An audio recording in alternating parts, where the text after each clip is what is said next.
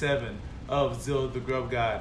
I am Harvey Holmes, aka Zilla the Grub Guide. And if you're new here, I'd like to extend a special welcome. First and foremost, I'm glad you're here. If food is your thing and you want to escape your way of peasanthood, I encourage you to subscribe to my channel. Now, I've got something to say.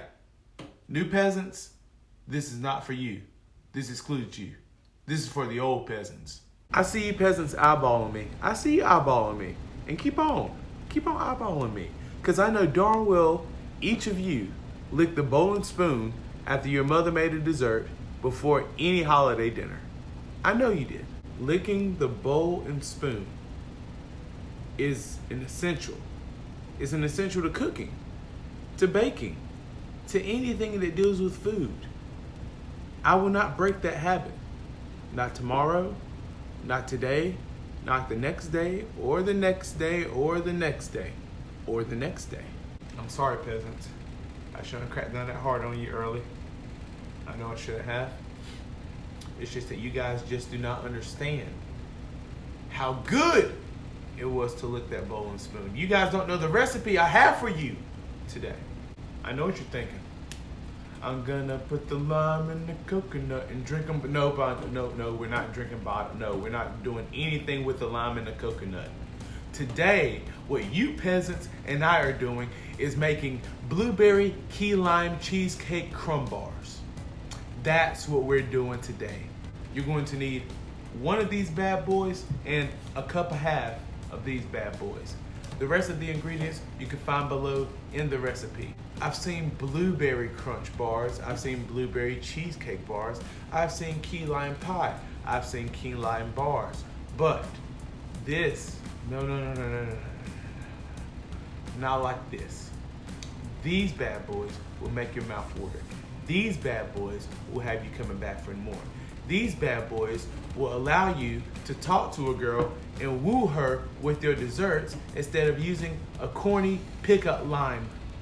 Ah, you like that, didn't you? Okay, it's okay. I'll let you steal that joke. One-time usage. I charge for any additional times.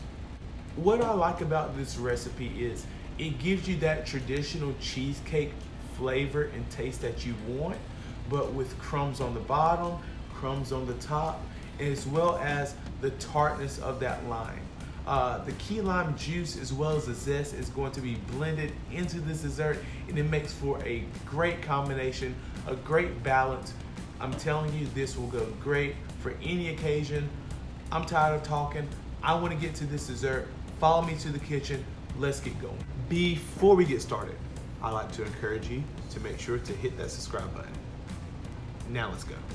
And we're gonna start off with 3 cups of all-purpose flour. That's 1, 2, and 3.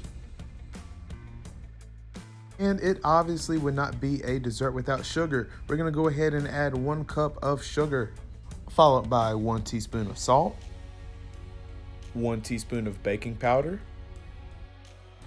Next, we're gonna add 1 cup of butter. In this recipe, I'm using original butter. And the last thing that we're going to add to our dry mix is 1 teaspoon of cinnamon.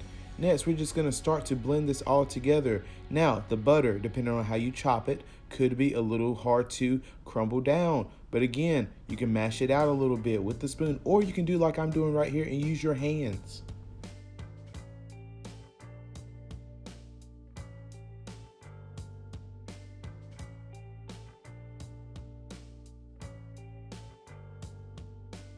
After you finish blending your dry mix together, go ahead and grab a 9x13 pan and line it with aluminum foil. Now here, all we're doing is taking half of our dry ingredients mixture and applying it to the 9x13 pan. Once you have it inside the pan, use your hands and begin to make sure that it's evenly distributed across the pan. Make sure that your butter has been broken down and there are no big chunks. Once you have that completed, go ahead and put that inside the refrigerator. We'll get to that later. Next, wet ingredients. Cream cheese, blend. Sugar, blend. Egg, blend. Vanilla extract, lime juice, blend. Now that your cheesecake mix is ready, we're ready to start the magic. Get that 9 by 13 back out. And now look at it. Look at that. Look at that motion. Look at that motion of that batter. How can you not want to lick that spatula? How can you not want to take a lick out of that bowl? Oh, peasants, you can never. Now, once you have this batter emptied into the tray, go ahead and utilize your spatula and making sure that it is evenly distributed.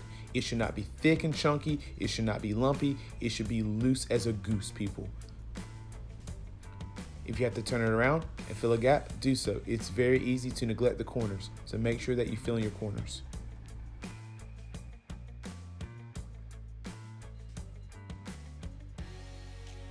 Good till the last drop. Here I'm just using a little bit of my art skills that I learned in art class.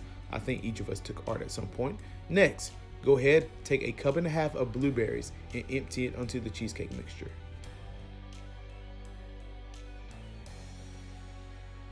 Now that you've dumped all of your blueberries into the pan, go ahead and take that spatula again and begin to push the blueberries down beneath the cream cheese mixture.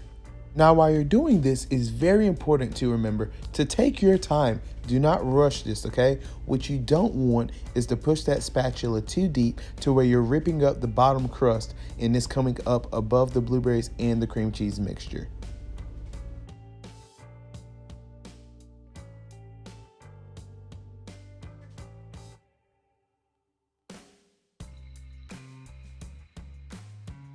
Now, I'm just gonna add this, folks.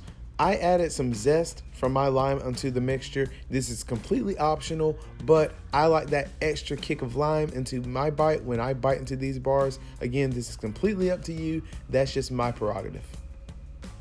And again, after I add that zest, what I'm gonna do here is use that spatula and spread it right across the blueberries, right across that cream cheese mixture.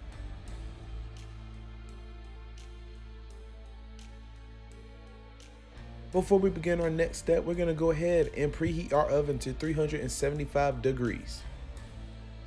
Now, back to the magic. We're gonna take the other half of our dry mixture and apply it on top of the blueberries and the cream cheese. Again, this is a crumb bar. So with the crumb bar, it's crust at the bottom and crust at the top.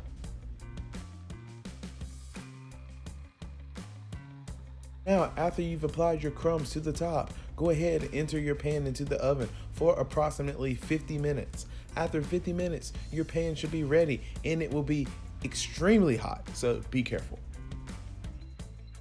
Now, this is what you want when you remove this from the oven. A light brown crisp finish on top. Go ahead and let this cool in the refrigerator overnight. Again, overnight. Do not cut this while it is hot. After the cooling process, it's time to slice it up. Go ahead, grab a knife, grab some hot water, and begin to dive inside of your bake with a knife. Again, I do not have to go over this part. It is pretty self-explanatory. I like my cuts to be 2 inches by 2 inches. Again, this is completely up to you. Here I am just using a spatula and removing my squares from the aluminum foil onto a dish. Assemble pie, blueberries, lime, whipped cream, lime. Peasants, this is the finish that you want. A evenly baked crust that is not soggy. Blueberry and cream cheese have meshed together well. This is ready to devour. Look, I know it's tough. I know escaping peasanthood is a tough road, but that's why I'm here to guide you. If you haven't already, make sure to hit that subscribe button. Also, if you enjoyed this video, hit the like button and leave a comment below. Be sure to follow me on my social media platforms, my Facebook, Zilla the Grub God, Instagram, Zilla the Grub God, as well as my Snapchat, HarveyDent93. With that being said, you guys are getting better, but you're not there yet. I'll see you guys on episode 8 of Zilla the Grub God. And like always, much love.